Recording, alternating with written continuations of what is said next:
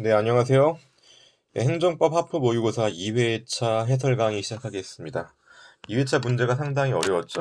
어려운 이유가 이게 군무원 시험 문제가 섞여 있어서 그렇거든요. 네, 군무원 시험 문제의 특징이요. 어렵기도 하고 좀 까다로운 부분도 있고요. 한편으로 약간 논리적인 오류가 있는 경우도 꽤 많아요.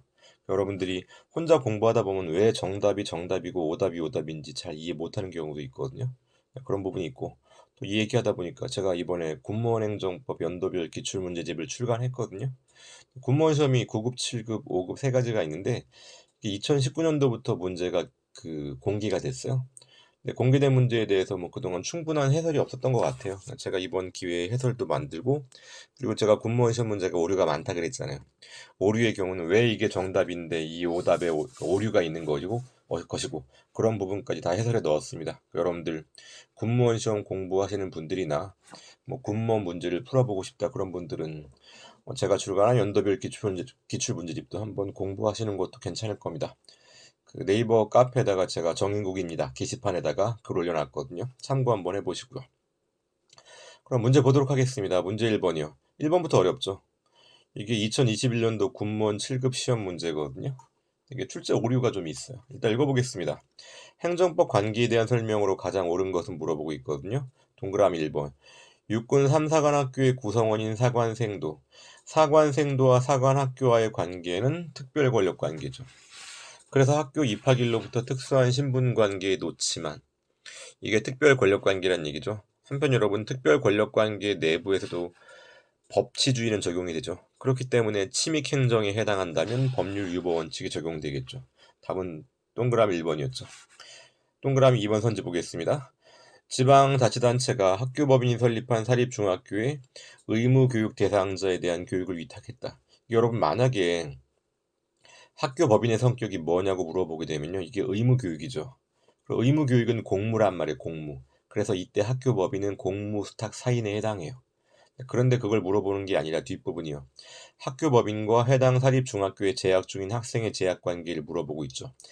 사립학교와 학생의 재학관계는 사법상 계약에 따른 사법관계입니다. 그래서 동그라미 2번 틀렸다고요. 대학교도 마찬가지 아닙니까? 국공립대학교 다니면 공법관계, 사립대학 다니면 사법관계예요. 3번이요. 불이익한 처분에 상대방은 직접 개인적인 이익을 침해당한 거 맞죠? 사례 한번 떠올려 볼까요? 이 상대방이 여러분 유흥업소 영업주라고 생각해 보세요. 불이익한 행정 처분, 영업 정지 처분 생각해 보자고요. 내가 미성년자를 출입시킨 바 없음에도 불구하고 행정청이 나한테 영업 정지를 했다. 억울하죠? 그럼 영업 정지 처분에 대한 취소 소송을 제기할 법률상 이익을 인정받는 거죠. 동그라미 4번이요. 공무원 연금 수급권은 법률에 의해서 비로소 확정된다. 그러니까 출제자는요, 동그라미 4번을 틀린 지문으로 봤거든요.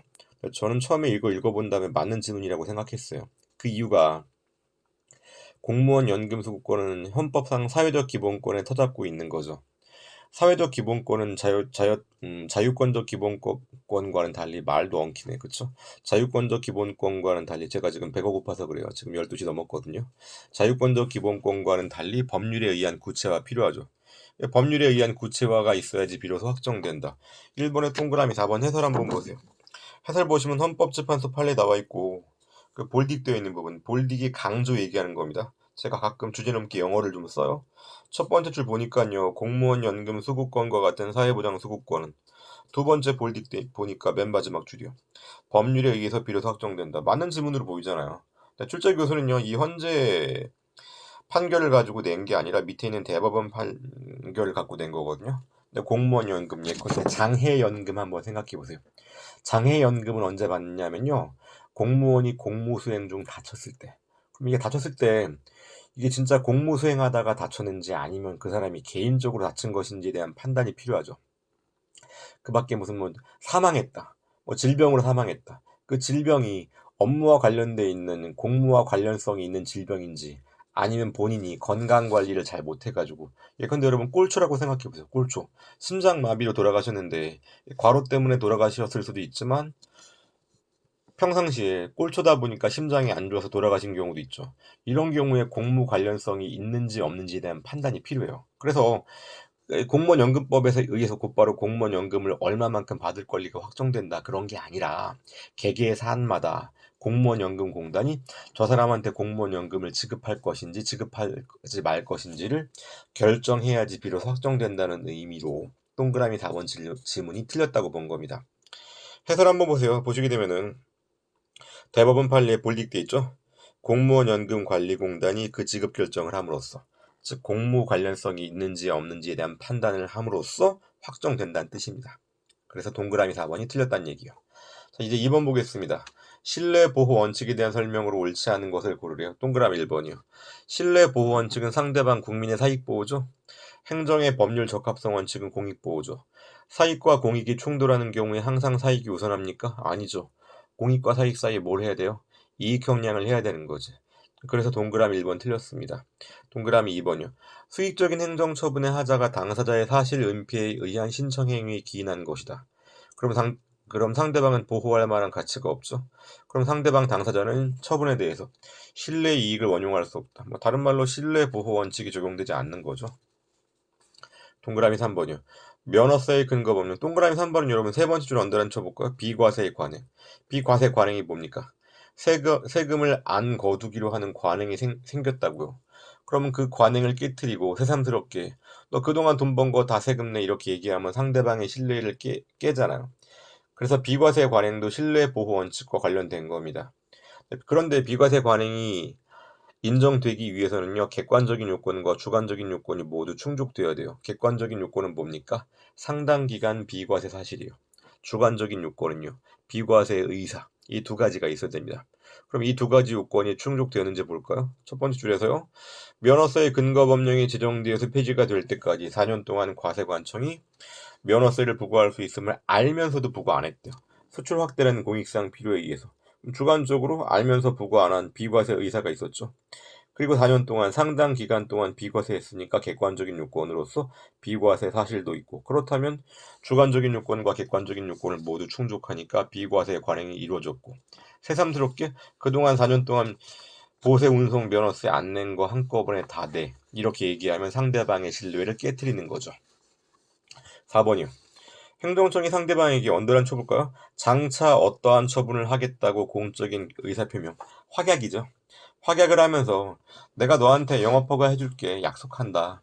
그런데 있잖아, 너 언제까지 영업허가 신청해야 돼. 이런 식으로 상대방에게 언제까지 처분의 발령을 신청하도록 유효기간을 뒀단 말이에요.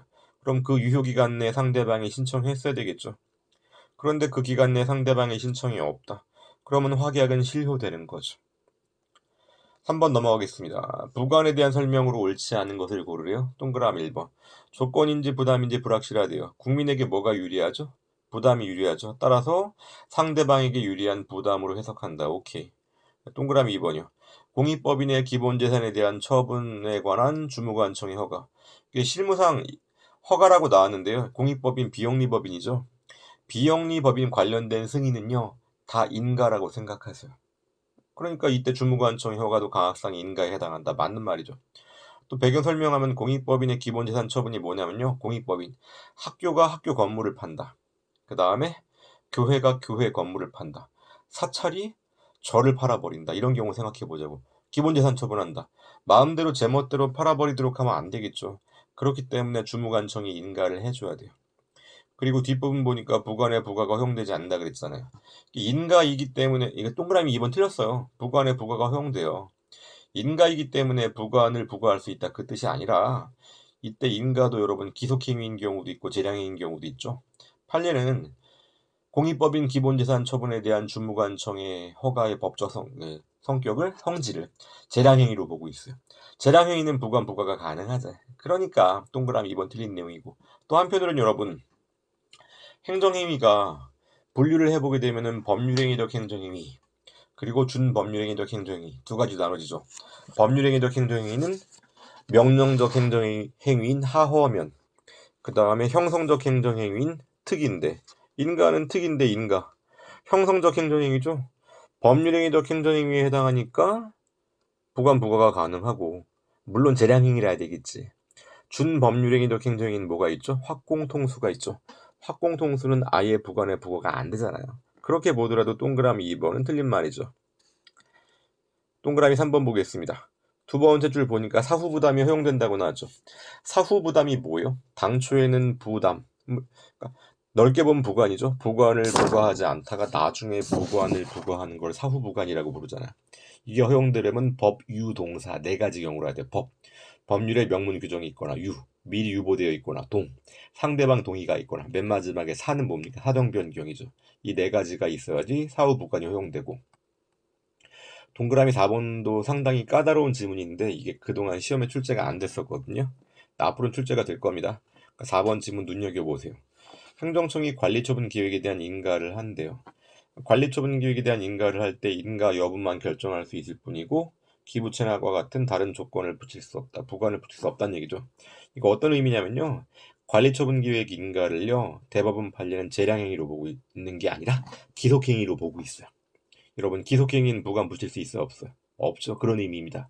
그러니까 대법원 판례가 관리처분 기획에 대한 인가를 기속행위로 보고 있어요. 그 해당 해설 한번 볼까? 그 3번의 해당 해설 보니까 볼릭돼 있단 말이에요. 인가 여부를 결정할 때 도시정비법에 규정된 사항이 포함되어 있는지 도시정비법의 기준이 부합하는지 여부만을 심사 확인할 수 있을 뿐이다. 기준을 충족했으면 인가해주고 기준을 충족하지 못했으면 인가해주지 못하고 기속행위란 얘기입니다. 그러니까 부관 못 붙이는 거예요. 4번 넘어가겠습니다. 행정규칙 형식의 법규명령. 이거 뭐 얘기하는 겁니까? 법령 보충적 행정규칙 얘기하는 거죠. 동그라미 1번이요. 헌법이 인정하고 있는 위임입법의 형식은 열거가 아니라 예시죠. 헌법에서 뭐라고 나왔어요? 법률이 법규 명령에 위임한다라고 나와 있지만 이건 예시에 불과해요. 그렇기 때문에 법률이 행정규칙에 위임하는 것도 가능하다고요. 그리고 행정규칙은 당연히 위임된 사항만 규율할 수 있기 때문에 국회 입법의 원칙에 어긋날 것도 없죠. 국회 입법의 원칙이 뭐요? 중요하고도 본질적인 사항을 법률에서 직접 규정하고 나머지는 하위 법령에 위임할 수 있잖아요. 동그라미 2번. 재산권 등과 같은 기본권을 제한하는 작용, 침익행정이죠. 침익행정을 할 때 위법 위임을 할 때 아무래도 여러분 행정규칙에 위임하는 것보다는 법규 명령에 위임하는 게 바람직하죠. 두 번째 줄 언더라인 쳐볼까요? 법규 명령에 위임함이 바람직. 언더라인 쳤어요. 그래서 금융감독위원회의 고시는 행정규칙이죠. 행정규칙 형식으로 입법 위임을 할 수는 있는데 적어도 규제기본법에서 정하는 바와 같이 전문적 기술적 사항, 경미한 사항, 업무의 성질상 위임이 불가피한 사항 이런 거에 한정된다. 행정규칙에 대한 위임은 한정적으로만 가능하다는 취지죠. 동그라미 3번이요. 법률이 행정규칙 형식으로 입법 위임을 했다. 포괄 위임 금지 원칙은 적용되지 않는다. 여러분 포괄 위임 금지 원칙이 뭡니까? 법규 명령에 위임할 때는 개별적이고 구체적인 위임만 가능하다는 얘기죠. 법규 명령에 위임을 할 때에도 개별적이고 구체적인 위임만 가능하다면 행정규칙은 더더욱 그러하지 않겠습니까? 행정규칙에 위임할 때도 개별적 구체적 위임만 가능하죠. 포괄 위임 금지 원칙은 적용된다고요. 포괄 위임 금지 원칙이 적용 안 되는 경우는 뭐 있어요? 조례나 공법적 단체의 정관. 동그라미 4번이요. 상위 법령의 위임에 의해서 정하여진 행정규칙은 위임의 한계를 벗어나지 않는 한 상위 법령과 결합해서 대외적인 구속력을 가지는 법규 명령으로서 효력을 갖게 된다. 동그라미 4번은 무엇에 대한 개념정이요? 법령 보충적 행정규칙에 대한 개념정이잖아요. 그 문제 4번에서 약간 문제 발문? 그러니까 처음에 문제 물어보는 볼릭되어 있는 부분을 발문 이렇게 부르고 동그라미 1번, 2번, 3번, 4번을 선지라고 부르잖아요. 발문에서 행정규칙의 형식의 법규명령. 이거 우리가 법령 보충적인 행정규칙과 같은 말이라는 거 알고 있어야 되겠죠. 동그라미 4번은 법령 보충적 행정규칙에 대한 내용이다. 이제 5번 넘어가겠습니다. 하천 점용허가. 하천 점용허가의 법적 성격은 가학상 특허죠. 동그라미 1번이요. 하천 점용허가는 성질상 그 다음에 언더라인 쳐볼까요? 일반적 금지의 해제. 이거 무엇에 대한 개념정의입니까? 허가에 대한 개념정의죠. 아니라고. 하천 점용허가는 특허라고. 그렇기 때문에 틀린 내용이죠. 허가의 일정한 요건을 갖춘 경우 기속적으로 판단해야 된다. 허가는 원칙적으로 기속행위죠. 특허는 재량행위고 하천 점용허가는 특허이기 때문에 재량행위입니다.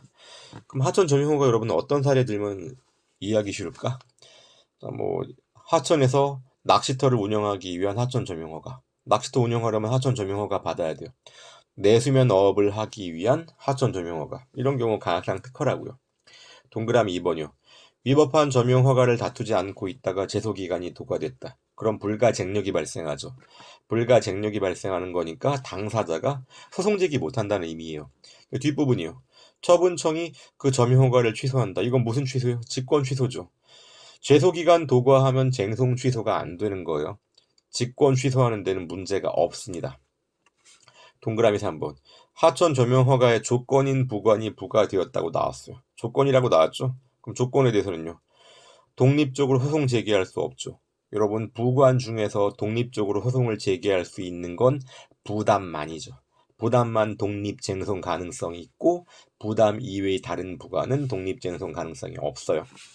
동그라미 4번이요. 점용허가 취소 처분을 취소하는 확정 판결의 기속력은 판결의 주문에 미치는 것으로. 여러분, 확정 판결의 기속력은 주문뿐만 아니라 이유까지 미치잖아요. 기판력과 다르죠? 기판력은 주문에만 미쳐요. 하지만 기속력은 이유까지 미친다고요. 뒷부분 볼게요. 그 전제가 되는 처분 등의 구체적인 위법 사유에 관한 이유 중의 판단, 이유에 대한 설명이죠. 기속력은 주문과 이유 모두에 대해서 미칩니다. 동그라미 4번도 틀렸다고요. 6번 넘어가겠습니다. 통고 처분에 대한 설명으로 옳지 않은 것을 고르려. 통고 처분이 뭐 하는 겁니까? 범칙금 부과하는 거죠. 어떤 경우에 범칙금 부과하죠? 이게 직업을 수행하다 보면요. 좀 불가피하단 말은 약간 말에 어폐가 있긴 한데 좀 직업 수행하다 보면은 법을 위반하는 경우가 좀 생기는 경우가 있어. 이런 경우에 행정 형벌을 부과하게 되면 너무 쉽게 전과자를 양산한단 말이죠. 그래서 전과자 양산을 막겠다는 취지에서 범칙금만 내고 나면요. 없던 일로 덮어줍니다. 그러니까 범칙금 납부하고 나면 더 이상 제재하지 않는 겁니다. 동그라미 1번 보니까 통고 처분은 현행법상 조세범. 사업하다가 조세법상 신고를 안 했다. 그 원칙적으로 탈세로 처벌받아야 되는데 너무 쉽게 전과자 양산하지 말라니까 관세법상 무신고수입죄. 출입국 관리사범, 교통사범 뭐 들 수 있을까, 여러분? 뭐 과적 차량 운행 이런 경우에 원칙적으로는 형벌 부과 대상이지만 범칙금으로 가름할 수 있다. 동그라미 2번이요. 통고 처분에 의해서 부과된 금액 범칙금이라고 부르는 거죠. 벌금은 행정형벌이죠. 여러분, 범칙금은 행정형벌이 아니에요. 행정형벌에 가름하여 부과된단 말이에요. 굳이 이름 붙이면 행정제재금이겠죠. 동그라미 2번 행정형벌이 아니니까 틀렸고, 동그라미 3번이요. 판례는 통고 처분이라는 말을 쓰고 있긴 하지만 행정소송의 대상이 되는 처분이 아니라고 보는 거죠. 통고 처분도 그렇고 과태료 처분도 그래요. 처분이라는 말로 끝나지만 처분성은 없습니다. 동그라미 4번이요. 판례는 통고 처분에 의해서 부과된 범칙금을 납부했다. 그럼 일사부재리. 더 이상 거듭하여 제재할 수 없는 거죠. 다시 처벌받지 않는다고 규정하고 있는 것은 범칙금의 납부에 확정 판결의 효력에 준하는 효력. 이거 뭐 얘기하는 걸까? 제가 보기엔 기판력 정도 의미하는 것 같아요. 확정 판결 효력. 기판력이 뭡니까? 한 번 판결 확정되고 나면 이미 판단했잖아. 더 이상 문제 삼지 말란 얘기잖아요. 기판력. 이미 기자 쓰는 겁니다. 이미 판단했으니까 더 이상 문제 삼지 말라. 범칙금도 그렇죠. 범칙금 납부하고 나면 더 이상 문제 삼을 수 없다고요. 그런 의미로 해석하고 있다. 오케이. 7번 보겠습니다. 공익사업을 위한 토지 등의 취득 및 보상에 관한 법률. 공익사업보상법 혹은 토지보상법. 최근엔 토지보상법이란 말로 좀 통일을 하고 있어요. 저도 앞으로 토지보상법이라고 부를게요. 토지보상법상 토지 수용 절차로서의 사업 인정. 공익사업을 하는 사업 시행자한테 사업 인정을 하는 건 강학상 특허입니다. 옳은 것을 고르려. 기억이요. 해당 사업 시행자가 공익사업을 수행할 의사와 능력이 있어야지 사업 인정해주겠죠. 간척사업한다. 간척사업할 수 있는 노하우도 없고 돈도 없다. 그 밖에 시설도 없다. 그럼 사업 인정하면 안 되겠죠. 사업 인정은 강학상 특허. 여러분, 원래 상대방이 있는 처분은요, 상대방에 대해서 처분 통지서가 송달되면 효력 발생되는 거죠. 그런데 사업 인정 같은 경우는 고시가 효력 발생 요건이에요. 니은이요. 고시로서 수용의 목적물이 확정되고 어디까지 토지 수용할 수 있다. 그럼 관기인은 뭐겠습니까? 토지 소유자가 되겠죠. 관기인의 범위가 제한된다. 사업 인정 고시가 사업 인정의 효력 발생 요건이라고. 왜 이 고시가 효력 발생 요건일까? 사업 인정이요. 해당 공익사업지구로 선정돼서 사업이 진행되게 되면 해당 지역 내에 있는 그러니까 사업지구 내에 있는 토지 소유자 모두에 대해서 영향을 미치잖아. 다수인에 대해서 영향을 미친다고요. 그렇기 때문에 일반 처분에 준해서 판단하는 겁니다. 일반 처분의 효력 발생 요건이 고시잖아요. 비그쇼. 사업 인정은 고시한 날로부터 효력이 발생한다. 원칙적으로 고시는 5일 뒤에 효력이 발생하는 거죠. 사업 인정의 경우에 예전에는 5일 뒤에 효력 발생한다 그랬거든요. 그랬더니 해당 지역 내에 있는 토지 소유주들이 보상금을 노리고 고시됐으니까 알았잖아요. 그럼 그 5일 동안에 건물을 한 채를 지어버려요. 건물 한 채를 지어버린 다음에 건물 보상금 내놔. 이렇게 악용하는 경우가 자꾸 발생했어요. 그런 문제가 있다 보니까 일반적인 고시와는 달리 사업인정 고시는 당일날 곧바로 효력이 발생합니다. 리을이요.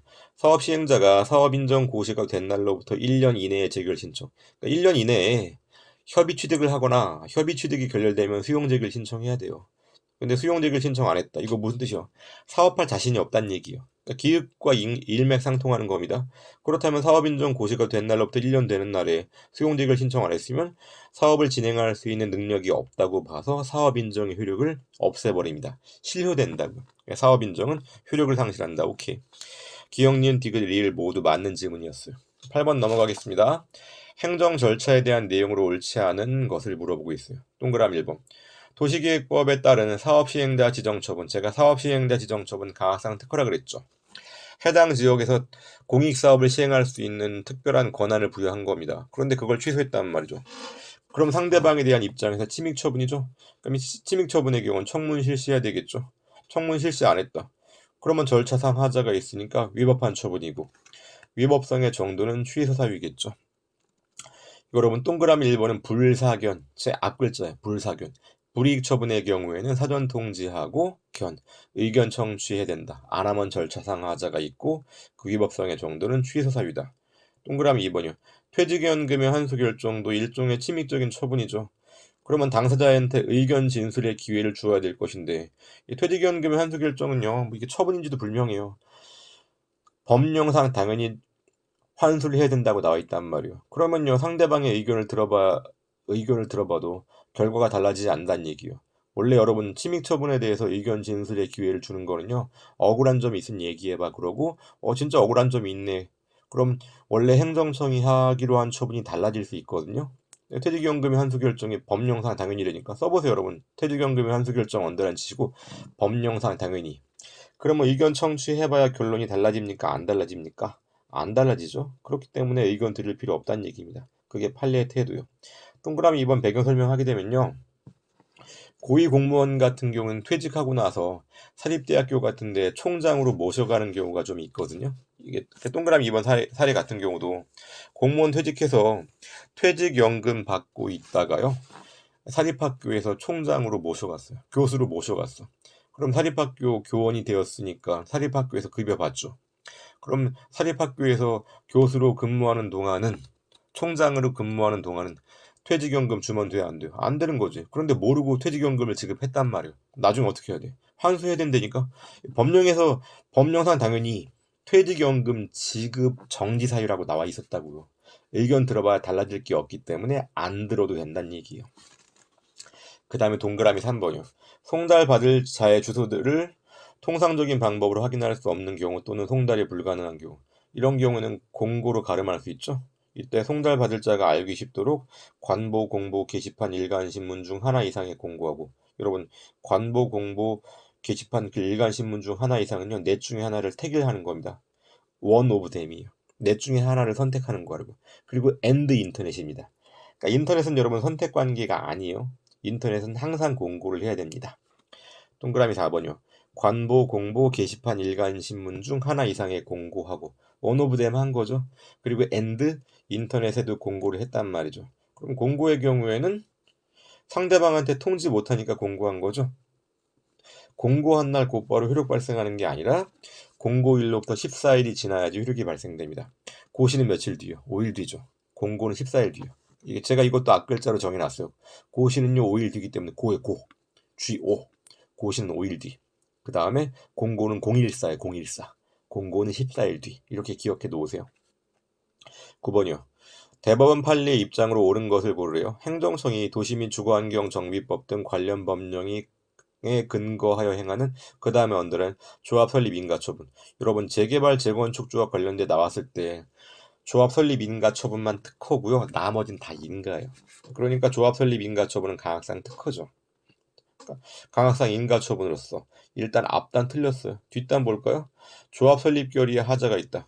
조합 설립 결의에 하자가 있으면 특허 해주면 돼요? 안 돼요? 안 되는 거지. 하자가 있음에도 불구하고 조합 설립 인가를 했다. 그럼 조합 설립 인가란 특허가 잘못된 겁니다. 그렇기 때문에 조합 설립 결의에 대한 무효 확인이 아니라 조합 설립 인가 처분에 대한 취소 소송 혹은 무효 확인 소송을 제기한다고. 이렇게 생각하시면 돼요. 특허 해줄 사유가 아닌데 특허를 해줬어. 그러면 특허 자체가 잘못이 있는 겁니다. 그렇기 때문에 그때는 특허를 대상으로 항고 소송을 제기하라는 얘기예요. 인가랑 다르죠? 강학상 인가의 경우에는요. 기본행위에 하자가 있는데 인가가 나왔다. 그럼 소송의 대상이 뭐예요? 기본행위가 소송 대상이죠. 동그라미 2번 보겠습니다. 지적공부소관청, 지적공부는 대장이죠. 각종 대장. 각종 대장에 대한 등재, 혹은 등재가 된 내용에 대한 삭제, 혹은 등재가 된 내용의 변경, 이건 다 강학상 공증이죠. 그런데 공증은 처분성이 없는 게 원칙이거든요. 그런데 지목 변경 신청 반려 행위의 경우는 예외적으로 처분성이 있죠. 자, 뒷부분 언더라인 쳐볼까요? 행정사무의 편의와 사실이 증명의 재료로 삼기 위한 것이지 대장의 등재 여부는 어떠한 권리의 변동이나 상실 효력이 발생하지 않기 때문에 이를 항고소송의 대상으로 할 수 없다. 여기까지 언더라인 치면요. 이건 공증 일반에 대한 거예요. 공증 일반은 처분성이 없어요. 그런데 지목 변경 신청 반려는 처분성이 예외적으로 있다고요. 공증의 처분성이 인정되는 경우요. 왜 그렇죠, 여러분? 이 지목이란 말이 땅의 사용 목적이거든요. 내가 산에서 임야를 소유하고 있어. 여러분, 내가 임야를 소유하고 있다. 임야에다가 펜션 건축할 수 있어요, 없어요? 없죠.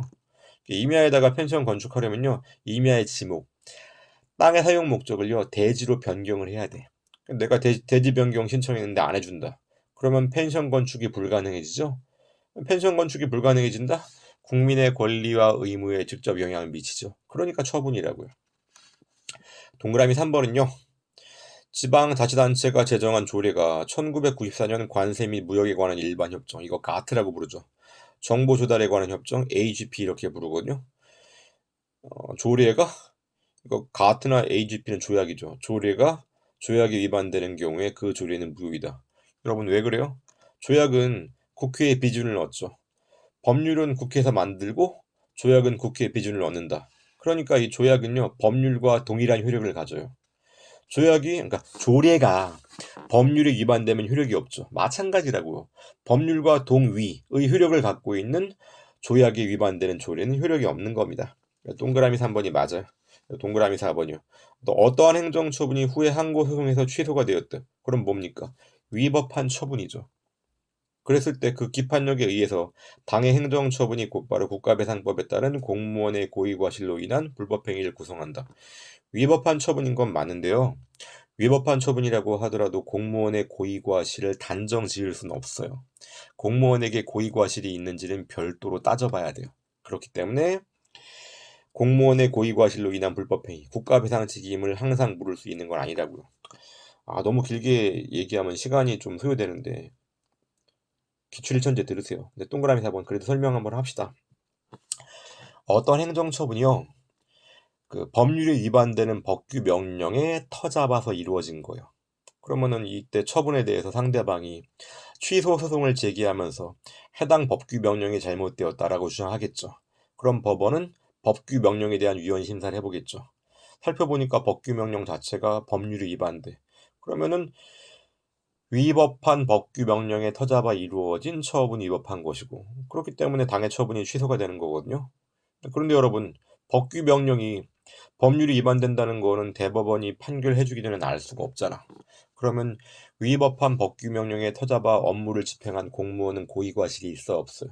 없죠. 그렇기 때문에 위법한 처분으로 처분이 취소가 될 수는 있을지언정 당해 법규 명령에 터잡아서 업무를 집행한 공무원은 고의과실이 부정돼요. 그래서 국가배상 책임을 못 묻는 겁니다. 10번 넘어가겠습니다. 다음 중 항고소송의 대상적격에 대한 판례의 설명으로 옳은 것을 물어보고 있어요. 항고소송의 대상적격, 뭐 처분이나 부작위 얘기하는 거죠. 동그라미 1번 법률에 의해서 당연퇴직. 언더라인 쳐볼까요? 법률에 의하여 당연퇴직. 법령상 당연이죠. 아까 퇴직연금의 환수결정 8번의 동그라미 2번도 법령상 당연이었잖아요. 읽어보게 되면 10번 동그라미 1번이요. 법률에 의해서 당연퇴직됐대. 근데 공무원이 자기 복직해달라고 또는 재임용해달라고 신청했단 말이죠. 당연퇴직된 사람은 복직할 수가 없죠. 그럼 행정청이 거부한 건 뭡니까? 이건 거부 처분이 아니에요. 법령상 당연히 공무원 자격이 박탈된 것이기 때문에 너는 공무원이 다시 될 수 없어라는 사실을 알려주는 관념의 통지에 불과해요. 따라서 처분성이 부인되는 거죠. 동그라미 2번 한국 마사회는 영조물 법인이죠? 행정 주체인 건 맞아요. 그런데 여러분 행정 주체 중에서 영조물 법인의 조교사 기수 이를테면 직원이죠. 그럼 여러분 행정 주체와 그 근무 관계 공무원의 경우에는 공법 관계지만 공무원이 아닌 다른 경우에는 다 사법 관계에 불과해요. 그래서 사법 관계에서 면허를 부여하거나 취소하는 것은 국가 기타 행정기관으로부터 위탁받은 행정 권한의 행사에 해당하지 않는다. 한국 마사회와 조교사 또는 기수의 근무 관계는 사법 관계란 얘기요. 그럼 사법 관계에서 징계한 경우도 사법 관계죠. 동그라미 3번이요. 남녀차별 금지 및 구제에 관한 법률에 의한 국가인권위원회의 성희롱 결정과 그에 따른 시정조치의 권고. 권고라고 썼으니까 뭔가 구속력이 없어 보이거든요. 일단 여러분 처분성이 뭔지는 알죠? 처분이 국민의 권리와 의무에 직접 영향을 미치면 처분이라고 부르잖아요. 어떤 사람의 발언에 대해서 성희롱이라고 결정을 했어요. 그러면요, 그 발언을 한 사람은요, 관련된 교육을 이수할 의무가 발생해. 그리고 그 성희롱적인 발언을 한 사람 있죠? 뭐 색드립 이런 거 있잖아. 이것도 상황 가려가면서 해야 되는 것이지. 공적인 자리에서 색드립하면 안 되잖아. 뭐 상대방이 불쾌하다고 느낄 수가 있잖아요. 그러면 그 해당 성희롱적인 발언을 한 사람의 소속단체는요. 재발 방지 대책을 수립해야 돼. 시정조치 권고라는 게 뭡니까? 재발 방지 대책을 수립하도록 하는 거죠. 그럼 상대방의 권리와 의무에 직접 영향을 미치는 거죠. 해당 발언 행위자는 관련 교육을 이수할 의무, 소속 기관은 재발 방지 대책을 수립할 의무가 발생하니까 처분성이 있다고요. 동그라미 4번이요. 과세관청의 사업자 등록, 이 사업자 등록 원부라는 대장이 있어. 관리하는 과정에서 그 다음에 언더런 쳐볼까? 위장 사업자의 사업자 명의를 직권으로 실사업자의 명의로 정정. 이건 사업자 등록 원부에 기재가 됐던 걸 변경하는 거죠. 공증이죠. 공증 일반은 처분성이 부인되잖아. 그렇기 때문에 항고소송의 대상이 되는 처분이 아닌 거죠. 그러니까 10번의 동그라미 4번은 공증에 대해서 원칙적으로 처분성이 부정된다는 내용이고 10번의 동그라미 4번은 몇 번이죠? 공증의 처분성이 인정됐던 사례. 8번의 동그라미 2번과 비교해 볼까? 지적공부, 토지대장 뭐 등등 해당 대장 8번의 동그라미 2번의 경우는 공증의 처분성이 인정된 사례, 10번의 동그라미 4번은 공증의 처분성이 부정된 사례입니다. 자, 이렇게 해서 그 2회차 문제에 대한 해설 강의 마치겠습니다. 어려운 내용 많았죠? 여러분 해설 보면서 꼭 리뷰하세요. 네, 수고하셨습니다.